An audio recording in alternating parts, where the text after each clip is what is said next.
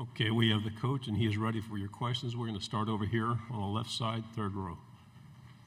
Yeah, Josh Barry Trammell with the Tulsa World. Barry, good to see you, buddy. You too.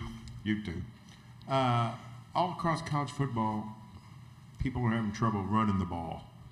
Why is that? You've actually been pretty successful running in recent years, but a lot of teams, it's difficult to run the ball anymore, including some big name brands. What's exactly going on there?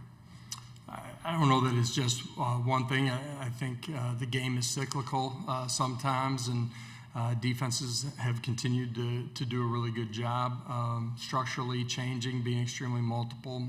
Some of the run game stunts, twists that you're seeing are being executed at a really high level too. Over here on the left side, third row. Josh, Jason Caldwell, Auburn 24/7 site. You know Alex Golish probably as well as anybody. What has Auburn got in a head coach, and what makes him tick for you when you think about him? Excited for Alex. You know, like other guys that we've had on our staff that have been able to go on and be a head coach. Jeff inside of this league, and Jerry Mack at Kennesaw. Alex has done a really good job. Did a great job flipping around his previous stop. He's smart. He's got a clear plan on what he wants to accomplish, and going to demand it from the people around him, and excited for him and his opportunity. Second row, and then pass it forward. Coach Leo Haggerty, Amped Up Sports and Draft Nation here in Tampa. Football is the ultimate team game. What one or two players on each side of the ball really have to step up and have good years for Tennessee to be successful? Yeah, I don't think it's just one or two guys. You know, our experience at the linebacker position, have two dynamic leaders that are here for us, and Arian Carter and Jeremiah Thielander. I think those guys are extremely important for us on the defensive side of the football. That can be communication on game day, but the urgency that you have to prepare with and compete with every single day, even as we get into training camp. On the offensive side of the football, I think our offensive line plays a huge part in the success. When you start a young quarterback, those guys have to do a good job of keeping you out of adverse situations such as third and long. Protection's got to be clean as he continues to learn how to play the game and take care of the football. Front row. Chessa Boucher with NBC 33 in Baton Rouge. Lane Kiffin made his return to Knoxville in your first year as a head coach. Things got a bit spicy. Do you think that fan base has kind of cooled off, and what do you expect in November when LSU comes to town? Certainly hope our fan base hasn't cooled off. So, you know, whether it's the grocery stores being fully stocked with mustard, or you know, our sports stores making sure that they got reinforcements on the golf balls. Hopefully, Knoxville's ready for his arrival. Fourth row in the end. Hey there, Josh. Michael Epps here locally at Spectrum Sports 360. We're working on a story on Camping World Stadium in Orlando, potentially hosting Week 0, Week 1, neutral site games. Obviously, spent 3 years in Orlando, and then also played in a bowl game there at Camping World. What do you feel like that venue presents as an attractive option for college football to maybe have more neutral site games there? Yeah, I think the city of Orlando itself is a great venue, great destination for fan bases. They do a great job hosting the teams, for the bowl games. Camping World, the venue itself, is continued to get better. The city invests in it. They've done a great job of, changing that area of the city, and that's why they've been able to attract great games. That can be, Week 0 games, non-conference games, but also great opponents during the course of bowls. Left side, fifth row. Hey, Coach. Steve Moulton, 97.7 ESPN The Zone in Huntsville, Alabama. I hope you're doing well. I am. Thank you. One of the bigger questions I had this time last year was your quarterback room, and Joey answered that in a big, big way. And you have the same question? I have the same questions, Coach. Yeah. So tell me about your quarterback room and what do you like about it? Yeah, there's going to come a day where I come back in here and we got a return starter. It's been 5 years here, and I was talking with Bill Martin, our sports information director, and 7 out of the last 9 years, we've had a new starting quarterback in our history with our staff, and 7 out of the last 9 years, we've been top 10 in the country in scoring too. So we have 2 young guys that are competing at a really high level. They've continued to grow. There's a lot on their plate. Look forward to seeing them learn it, earn it, and take a job during the course of training camp. I think that's important for his teammates to see that, garner that trust and respect from the other guys that you're going to be on the field with. But excited about who we have, and I think it's really important. I mentioned the offensive line earlier. It's important that those guys play at a high level. We have a lot of experience coming back at our skill positions on the offensive side of the football. Going to be important that they're doing their job at a really high level. And ultimately, when you have a young quarterback, you got to tie everything together. We got to play really good defense, and special teams got to be on point. On the aisle, second row.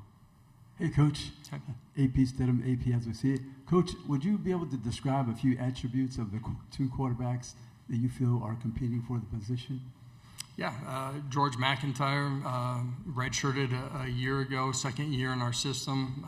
As we started in January, had good understanding of what we're doing, the most experience inside of it, but has continued to grow in his mastery of what we're doing offensively.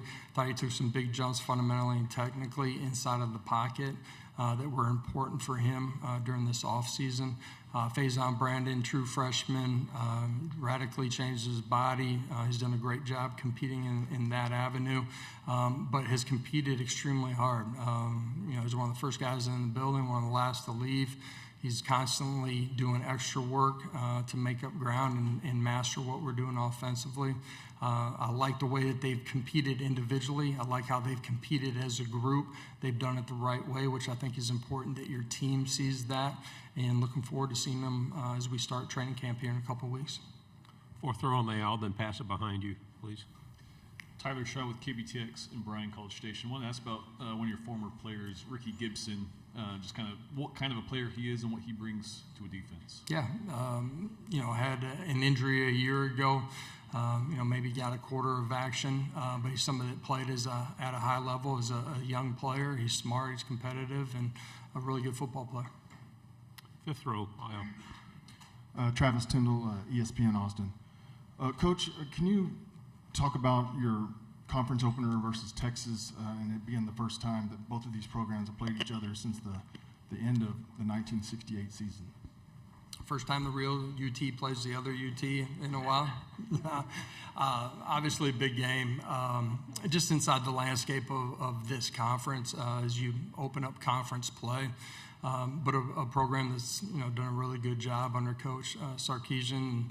I think it's unique that you have a Manning that's coming to where a former Manning played, and that'll be unique for our fan base and also theirs. Second row aisle. Hello, Coach. Jacob Worthing, KRUI. Hope you're doing well. With a new defensive philosophy, what are you looking more for, strength or being coachable? When you say strength? Like in the trenches, discipline, that kind of strength. Yeah, ultimately, Jim was the right fit for us. You look at his track record, being multiple stops, being able to build elite defenses and being able to do it different ways, being able to fit it to his personnel and putting those guys in a position to be successful. We have a ton of experience coming back at the second level, the linebacker position. We have some really good young players that are going to compete for snaps as well. A new secondary, but an experienced secondary that I think has shown the ability to play at a really high level. Love the traits. Defensively, probably the biggest question mark we have is on the interior. Some young guys that got to continue to grow and develop, but I love the traits. A lot of them are second-year players, and expect those guys to be ready to go play at a championship level. Back row on the aisle again. Travis Tyndall, ESPN Austin. Coach, what are your thoughts on Deshawn Bishop as a returning starting running back? Yeah, a guy that was a former walk-on into our program, has grown tremendously just in how he approaches every single day, what he does outside of the building, that mastered what we're doing offensively, has done a great job of changing his body this offseason. You look at his strength and power outputs, his physical mass, but his speed and acceleration as well. He's done those things because of how focused he is to become his best every day, how he takes care of his body outside of the building. I think in the 5 years that we've been at Tennessee, we've rushed for over 2,000 yards every year. First time that's been done since the late 80s. But, Deshawn's a 1,000-yard rusher. We had 2 previous from him as well, and expect him to play at an elite level this year. A guy that is willing to play with the ball in his hands and play with the ball not in his hands, has really developed into a great pass protector and a guy that can catch the football out of the backfield. 2 final questions, third row, and then pass it forward, please. Josh, with Auburn back on the schedule, you face people that have been on staff. How does it impact you when you know somebody so well and they know you so well, and how does that impact, I guess, the season as you prepare for a game like that? Yeah, it's week 5, I believe, so it's more towards the middle part of your season. There's a lot of familiarity with guys that are on that staff, guys that were part of our coaching staff as young coaches, guys that played for us at a previous stop. A ton of respect for the guys that are inside of that building.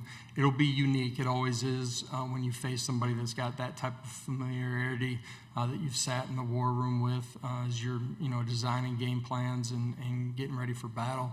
But it'll be an exciting one. AP, final question. AP Stedham, AP as we see it. Coach, recruiting and evaluation is a meticulous task. How was Deshawn viewed as a walk-on? I mean, do you recall that process when reviewing his film and things, and then he became an all-star type player? Yeah, absolutely. Yeah, a guy that was highly productive at a high school that was 35 minutes from campus. His offers, we didn't feel like necessarily matched what his potential skill level was. He had great vision, balance, and body control, great feet in the hole. There were some things that he had to continue to grow in, but we were able to talk to him and just, at that time, we were limited in some of the roster spots that we were able to have with some of the things that we inherited from the previous staff, and, kind of talk to him about our vision of who he is, how he could develop, and how he could become an impact player. And he certainly lived up and surpassed those expectations. Coach, thank you very much. Appreciate Love it. to see you.